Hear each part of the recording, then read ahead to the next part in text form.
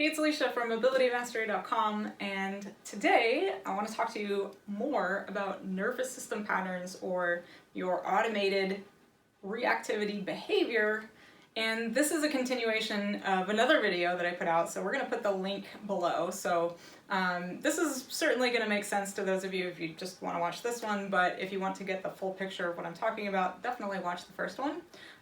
But when I refer to a nervous system pattern, what I'm talking about is the automated behavior that your nervous system cues you to enact when you don't feel safe or you feel confronted or challenged in life. Basically, when you feel you need to protect yourself in one way or another, and it could be in a social situation or a relationship, it could be in your career, it could be even how you relate to living in your own body. A lot of people actually don't even feel safe in their bodies, but they're doing their best to create safety through their nervous system patterns and reactivity. So in the first video, I kind of broke down what this whole thing is and shared a story about myself and Stefan, my man, and a major nervous system pattern I came to realize through moving in together and listening to my body. My body was actually cueing me with terror, which I didn't share in the first video.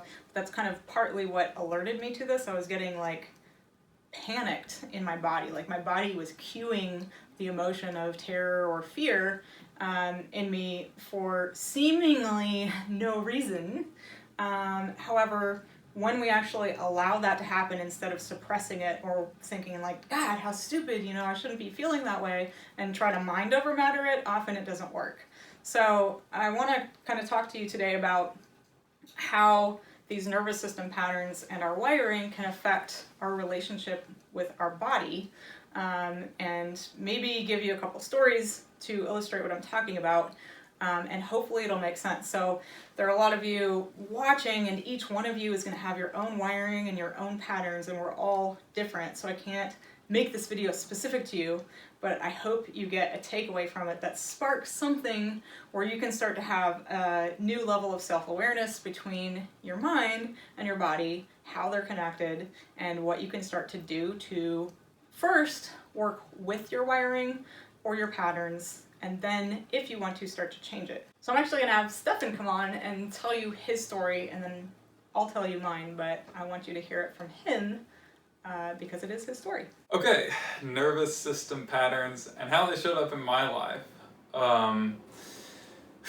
When I first met Alicia, she tried to step on me because it's what she does. It was consensual, in case you were wondering. But it did not go well the first time or the second time, and eventually, pretty quickly, it got to a point where I wasn't accepting the work. It was extremely intense for me. I was yelling, crying, and I wanted to control the experience because it was just too much. And eventually, to make a long story short, that led to Alicia saying, I'm not sure if I can work on you. I can be your girlfriend, or I can be your practitioner, but not both, not right now. And so she didn't step on me. And that lasted for about 9 months. Now, this whole time, I was in pain. I had a lot of knee pain, and generally I was very just systemically tight, anxious. And what was kind of happening through this whole process was I would try something, I would try some foam rolling for a short period of time, and then when I wouldn't get results quickly, I would say, see, I tried, it didn't work. And I would get extremely frustrated. And so about 9 months after Alicia had stepped on me last, I finally decided, man, screw it. I'm going to commit. I'm going to do 30 days of foam rolling every day for 30 minutes and just see what happens, regardless of results. If nothing happens, whatever. At least at that point, I'll be the kind of person that can say, I did it. And I wanted to be able to say that to myself. So I started doing it, and I don't know, a week in, it was pretty typical. Like, I felt about the same, and I was having those same thoughts, this like self-fulfilling prophecy of like, see, like I try everything and like my body is not going to accept it. And I don't know, probably about 10 days in, something started to shift. Even though psychologically I was running the same loops, I like started noticing, like I feel less pain in my knee. Wow, I feel less anxious generally speaking. And holy shit, like this process, this 30 minutes every day, it's not near as intense as the first day. What the hell is going on? So I completed those 30 days, and I had much less pain at the end of it, and I was able to receive the work a lot better. And I did foam rolling off and on, and it was probably another month or so before Alicia actually stepped on me. And when she stepped on me, she was like, oh my God, like it's totally different. And just to bring it back to nervous system patterns, what I didn't know at that time that I know now very consciously, and I'm still working with, is I was running this nervous system pattern of, if I might do everything and it's still not going to be enough, and I'm not going to be enough. And my actions were creating a self-fulfilling prophecy. And when I really came to realize this fully consciously was when Alicia and I were running in the middle of nowhere in Montana, just going out for a run one morning, and I was having knee pain again. And we had this conversation and kind of like went back to me trying to like heal this knee pain originally. And that's when, like, through this conversation with Alicia, it became fully conscious to me that it was my self-worth and my fear of never being good enough and never being, like, no matter what I did, it would never be enough, that was showing up in my body, especially in my knee.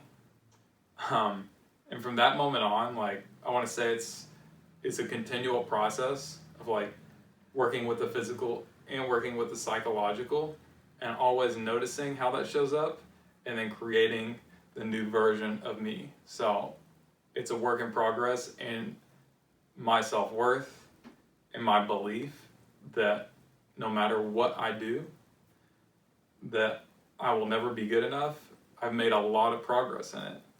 And I want to say, like, we have these big jumping, like these big swings of momentum where we had these big realizations, big leaps in consciousness, I guess you could say.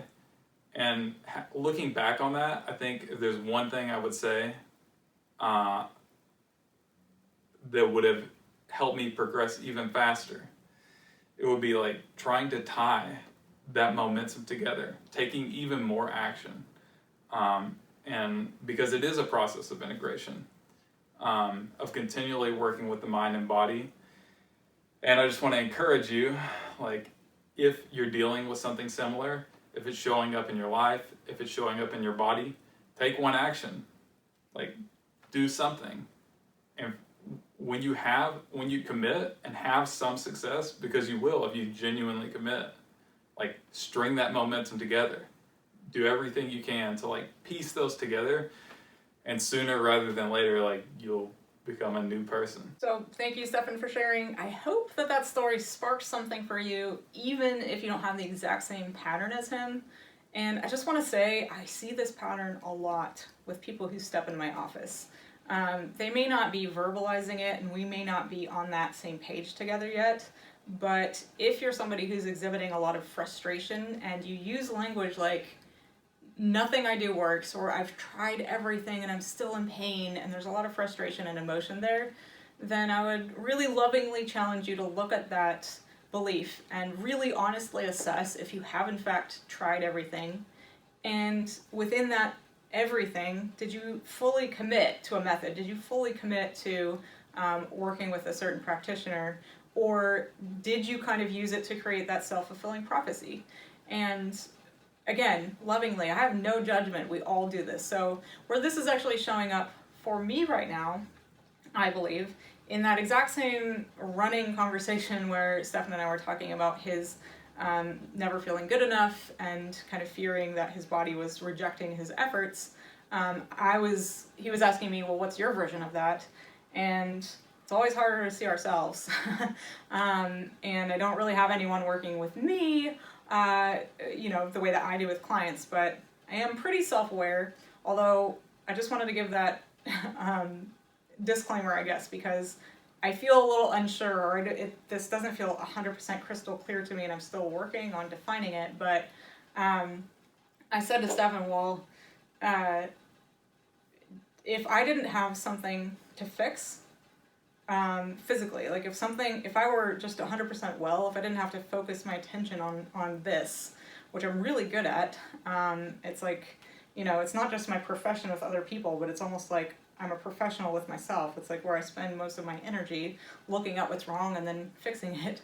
Then I would have no more excuses.